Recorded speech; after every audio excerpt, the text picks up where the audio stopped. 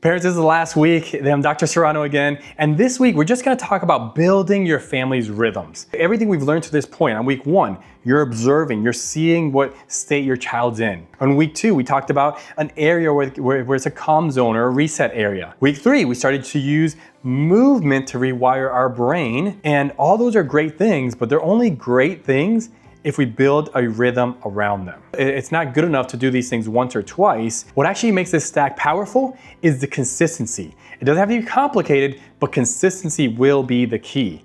That's what helps us rewire our brain over time. The encouragement today is exactly that. Find a rhythm that works for you. Every day before you guys go into your learning mode, observe.